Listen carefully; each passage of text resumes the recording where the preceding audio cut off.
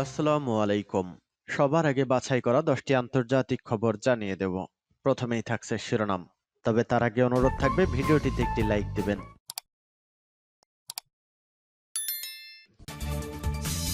সংবাদের শুরুতে জানিয়ে দিব সংবাদ শিরোনাম। ট্রাম্পের হুঁশিয়ারি, শত শত মৃত্যুদণ্ড স্থগিত করল ইরান। এরপর জানিয়ে দিব ইরান নিয়ে জাতিসংঘের জরুরি বৈঠক। তারপর জানিয়ে দিব চীনের ঘোর আপত্তি উপেক্ষা করে যুক্তরাষ্ট্র তাইওয়ান ঐতিহাসিক বাণিজ্য চুক্তি। আরও জানিয়ে দিব ইরানের সঙ্গে উত্তেজনার মধ্যে ওয়াশিংটনে মোসাদ প্রধান। এবং সর্বশেষ শিরোনাম, গ্রিন লাইন নিয়ে যুক্তরাষ্ট্রকে কড়া বার্তা ফ্রান্সের। ট্রাম্পের হুঁশিয়ারি, শত শত মৃত্যুদণ্ড স্থগিত করল ইরান। মার্কিন প্রেসিডেন্ট ডোনাল্ড ট্রাম্পের হুঁশিয়ারির পর শত শত মৃত্যুদণ্ড স্থগিত করেছে ইরান। দেশটির দাবি, হুঁশিয়ারির পর ইরানের সরকার বিরোধী বিক্ষোভে আটক অন্তত ৮০০ জনের মৃত্যুদণ্ড কার্যকর করা স্থগিত করেছে।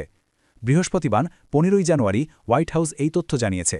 সাউথ চায়না মর্নিং পোস্টের এক প্রতিবেদনে এ তথ্য জানানো হয়েছে।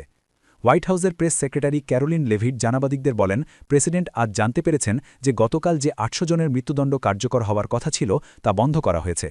তিনি বলেন, বিক্ষোভকারীদের হত্যাকাণ্ড অব্যাহত থাকলে ইরানকে ভয়াবহ পরিণতির মুখোমুখি হতে হবে বলে তেহরানকে বার্তা দিয়েছিলেন ট্রাম্প। সম্প্রতি ইরানে ইসলামী প্রজাতন্ত্রের ইতিহাসে অন্যতম বড় সরকার বিরোধী বিক্ষোভ দেখা গেছে। তবে কঠোর দমন অভিযান ও টানা এক সপ্তাহের ইন্টারনেট বন্ধের কারণে সাম্প্রতিক দিনে বিক্ষোভ কিছুটা স্তিমিত হয়েছে বলে ধারণা করা হচ্ছে। যুক্তরাষ্ট্র ইরানের সামরিক পদক্ষেপ থেকে পিছু হটেছে। তবে হোয়াইট হাউস জানিয়েছে, প্রেসিডেন্টের জন্য সব বিকল্প এখনও খোলা রয়েছে। একই দিনে মার্কিন ট্রেজারি বিভাগ ইরানি কর্মকর্তাদের বিরুদ্ধে নতুন নিষেধাজ্ঞা ঘোষণা করেছে। এর আগে থেকেই ইরান পারমাণবিক কর্মসূচির কারণে কঠোর নিষেধাজ্ঞার আওতায় রয়েছে, যা দেশটির অর্থনৈতিক সংকট ও বিক্ষোভের পেছনে বড় ভূমিকা রেখেছে। নরওয়ে ভিত্তিক মানবাধিকার সংস্থা ইরান হিউম্যান রাইটস IHR জানিয়েছে, চলমান বিক্ষোভে এখন পর্যন্ত অন্তত ৩,৪২৮ জন নিহত হয়েছেন। সংস্থাটি সতর্ক করেছে, প্রকৃত সংখ্যা এর চেয়ে অনেক বেশি হতে পারে। এর আগে ট্রাম্প বলেছিলেন, অপরপক্ষের অত্যন্ত গুরুত্বপূর্ণ সূত্র থেকে তিনি আশ্বাস পেয়েছেন যে মৃত্যুদণ্ড কার্যকর করা হবে না। ওই সময় সৌদি আরব, কাতার ও ওমান যুক্তরাষ্ট্রকে ইরানে হামলা থেকে বিরত রাখতে তৎপর কূটনৈতিক প্রচেষ্টা চালায় বলে জানিয়েছেন উপসাগরীয় এক জ্যেষ্ঠ কর্মকর্তা। তিনি জানান, সম্ভাব্য হামলা হলে গোটা অঞ্চলে ভয়াবহ প্রতিক্রিয়া সৃষ্টি হতে পারত। ইরান সরকার বিক্ষোভকারীদের দাঙ্গাবাজ আখ্যা দিয়ে দাবি করছে যুক্তরাষ্ট্র ও ইসরায়েলের মদদে তারা সহিংসতা চালিয়েছে। তবে মানবাধিকার কর্মীরা আশঙ্কা করছেন, দ্রুত বিচার প্রক্রিয়ার নামে ব্যাপক মৃত্যুদণ্ড কার্যকর করা হতে পারে। এদিকে ইরানের পররাষ্ট্রমন্ত্রী আব্বাস আরাকচি সৌদি পররাষ্ট্রমন্ত্রী ফাইসাল বিন ফারহানের সঙ্গে ফোনালাপে বলেছেন, যে কোনো বিদেশি হুমকির বিরুদ্ধে ইরান আত্মরক্ষা করবে। অন্যদিকে সুইজারল্যান্ড উত্তেজনা প্রশমনে মধ্যস্থতার প্রস্তাব দিয়েছে। দেশটি ইরানে যুক্তরাষ্ট্রের স্বার্থ দেখভাল করে থাকে। ইরান নিয়ে জাতিসংঘের জরুরি বৈঠক। ইরানে চলমান সরকার বিরোধী বিক্ষোভ এবং দেশটিতে সামরিক হস্তক্ষেপের হুমকি ঘিরে জরুরি বৈঠক করেছে জাতিসংঘ নিরাপত্তা পরিষদ UNSC। যুক্তরাষ্ট্রের প্রেসিডেন্ট ডোনাল্ড ট্রাম্পের সাম্প্রতিক কড়া বক্তব্যের প্রেক্ষাপটে ১৫ সদস্যের এই শক্তিশালী পরিষদের বৈঠক অনুষ্ঠিত হয়েছে। শুক্রবার ১৬ জানুয়ারি আল জাজিরার এক প্রতিবেদনে এ তথ্য জানানো হয়েছে।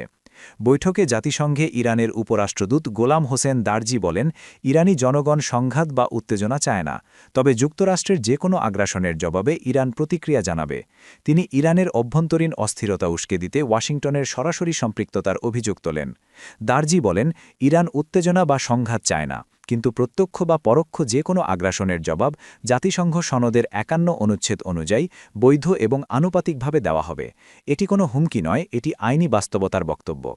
যুক্তরাষ্ট্রের প্রতিনিধি মাইক ওয়াল্টস তার বক্তব্যে ইরানি সরকারের দমনমূলক পদক্ষেপের কড়া সমালোচনা করেন। তিনি বলেন, ইরানে চলমান ইন্টারনেট বন্ধ থাকায় প্রকৃত পরিস্থিতি যাচাই করা কঠিন হয়ে পড়েছে। ওয়াল্টস বলেন, ইসলামী প্রজাতন্ত্রের ইতিহাসে এর আগে কখনোই এভাবে ইরানি জনগণ তাদের স্বাধীনতার দাবি জানায়নি। বিক্ষোভকে বিদেশি ষড়যন্ত্র বলে দাবি করা থেকেই বোঝা যায় যে ইরানি সরকার নিজের জনগণকেই ভয় পাচ্ছে। জাতিসংঘের অ্যাসিস্ট্যান্ট সহ-মহাসচিব মার্থা কোবি পরিষদকে জানান, প্রায় ৩ সপ্তাহ আগে শুরু হওয়া ইরানের বিক্ষোভ দ্রুত সারা দেশে ছড়িয়ে পড়েছে এবং এতে উল্লেখযোগ্য প্রাণহানি ঘটেছে। তিনি বলেন, ২০২৫ সালের ২৮ ডিসেম্বর তেহরানের গ্র্যান্ড বাজারের একদল দোকানদার মুদ্রার তীব্র অবমূল্যায়ন এবং লাগাম ছাড়া মূল্যস্ফীতির প্রতিবাদে বিক্ষোভ শুরু করেন। পরে তা জাতীয় আন্দোলনে রূপ নেয়।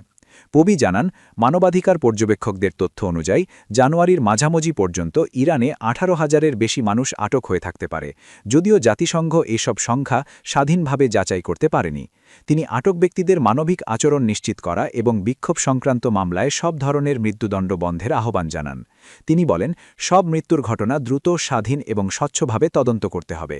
মানবাধিকার লঙ্ঘনের জন্য দায়ীদের আন্তর্জাতিক মান অনুযায়ী জবাবদিহিতার আওতায় আনতে হবে। এর আগে বুধবার ইরানের পররাষ্ট্রমন্ত্রী আব্বাস আরাকচি মৃত্যুদণ্ড কার্যকরের অভিযোগ অস্বীকার করেন।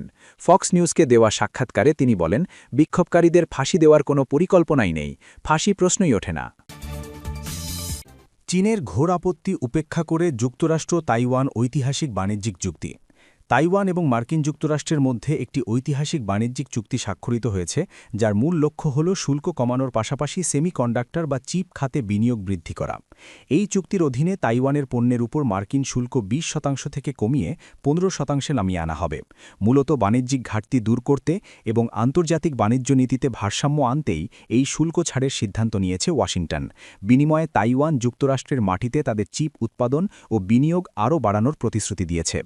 চিপ উৎপাদন শিল্পে তাইওয়ানের আধিপত্য দীর্ঘকাল ধরে দেশটির জন্য একটি সিলিকন শিল্ড বা সুরক্ষা কবচ হিসেবে কাজ করছে। এই সক্ষমতার কারণেই চীন থেকে সম্ভাব্য আক্রমণ বা অবরোধের মুখে যুক্তরাষ্ট্র তাইওয়ানকে রক্ষা করতে আগ্রহী থাকে বলে মনে করা হয়।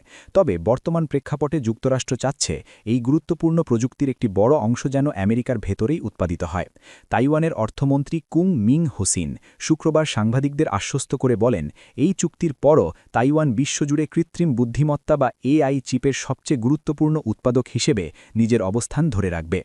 অনুমান করা হয় 2030 সাল নাগাদ উন্নত এআই চিপ উৎপাদন ক্ষমতার প্রায় 85% থাকবে তাইওয়ানের হাতে এবং 15% থাকবে যুক্তরাষ্ট্রে।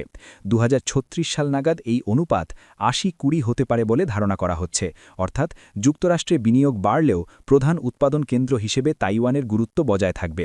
তবে এই বাণিজ্য চুক্তির তীব্র বিরোধিতা করেছে চীন। দেশটির পররাষ্ট্র মন্ত্রণালয় জানিয়েছে, তারা এই চুক্তির দৃঢ় বিরোধিতা করছে, কারণ চীন তাইওয়ানকে তাদের নিজস্ব ভূখণ্ড বলে দাবি করে থাকে। ইরানের সঙ্গে উত্তেজনার মধ্যে ওয়াশিংটনে মোসাদ প্রধান। ইরানের সম্ভাব্য মার্কিন সামরিক হামলা ঘিরে যখন উত্তেজনা চরমে, তখনই দেশটিতে সফরে গেছেন ইসরায়েলের গোয়েন্দা সংস্থা মোসাদের পরিচালক ডেভিড বার্নিয়া। মার্কিন সংবাদ মাধ্যম অ্যাক্সিওস জানিয়েছে, ইরানে চলমান বিক্ষোভ দমন এবং এ বিষয়ে সম্ভাব্য মার্কিন সামরিক প্রতিক্রিয়া নিয়ে আলোচনা করতে যুক্তরাষ্ট্রে পৌঁছেছেন মোসাদের প্রধান ডেভিড বার্নিয়া। প্রতিবেদনে বলা হয়, হোয়াইট হাউসের বিশেষ দূত স্টিভ উইটকফের সঙ্গে বার্নিয়ার ফ্লোরিডার মিয়ামিতে বৈঠক হওয়ার কথা রয়েছে। যুক্তরাষ্ট্র ও ইরানের মধ্যে সরাসরি যোগাযোগের দায়িত্বে রয়েছেন উইটকফ। বার্নিয়ার সঙ্গে যুক্তরাষ্ট্রের প্রেসিডেন্ট ডোনাল্ড ট্রাম্পের বৈঠক হবে কিনা বিষয়টি নিশ্চিত হওয়া যায়নি। অ্যাক্সিওস জানিয়েছে, সপ্তাহান্তে ট্রাম্প ফ্লোরিডার গলফ ক্লাবে অবস্থান করার কথা রয়েছে। প্রতিবেদনে আরও বলা হয়, যুক্তরাষ্ট্রের কাছে ইরানের বিরুদ্ধে যে কোনো সামরিক অভিযান কিছুটা বিলম্বিত করার অনুরোধ জানিয়েছে ইসরায়েল। সূত্রগুলো বলছে, যুক্তরাষ্ট্র ইরানে বড় ধরনের হামলা চালালে ইসরায়েল তেহরানের লক্ষ্যবস্তু হতে পারে বলে আশঙ্কা করছে তেল আবিব। ইসরায়েলি কর্মকর্তাদের বরাত দিয়ে অ্যাক্সিওস বলছে, তেল আবিবের বিরোধিতা সত্ত্বেও আগামী কয়েকদিনের মধ্যে ইরানে হামলা চালাতে পারে ওয়াশিংটন। গ্রিনল্যান্ড নিয়ে যুক্তরাষ্ট্রকে কড়া বার্তা ফ্রান্সের। গ্রিনল্যান্ডকে ঘিরে যুক্তরাষ্ট্রের আগ্রহ নিয়ে এবার প্রকাশ্যে সতর্কতা দিল ফ্রান্স।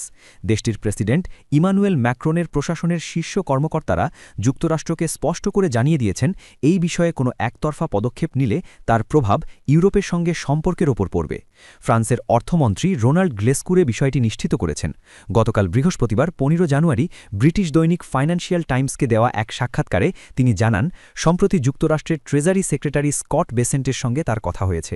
সে সময় তিনি গ্রিনল্যান্ড নিয়ে ইউরোপীয় ইউনিয়নের অবস্থান পরিষ্কারভাবে তুলে ধরেন। লেস্কুরে বলেন, গ্রিনল্যান্ড দখলের চেষ্টা করলে ইউরোপীয় ইউনিয়ন সেটিকে গুরুতর সীমা লঙ্ঘন হিসেবে দেখবে। এমন কোনো উদ্যোগ নিলে যুক্তরাষ্ট্র ও ইউরোপীয় ইউনিয়নের মধ্যে বিদ্যমান অর্থনৈতিক সম্পর্ক বড় সংকটে পড়তে পারে বলেও তিনি সতর্ক করেন। ফ্রান্সের অর্থমন্ত্রী আরও বলেন, গ্রিনল্যান্ড একটি সার্বভৌম ভূখণ্ড এবং এটি ইউরোপীয় ইউনিয়নের অংশ। এই অঞ্চল নিয়েও যুক্তরাষ্ট্রের কোনো ধরনের উত্তেজনায় জড়ানো উচিত নয়। তিনি জানান, যদি যুক্তরাষ্ট্র সব সতর্কতা উপেক্ষা করে গ্রিনল্যান্ডের সামরিক বা দখলমূলক পদক্ষেপ নেয়, তাহলে আন্তর্জাতিক ব্যবস্থায় বড় ধরনের পরিবর্তন আসতে পারে এবং বিশ্ব পরিস্থিতি নতুন দিকে মোড় নিতে পারে।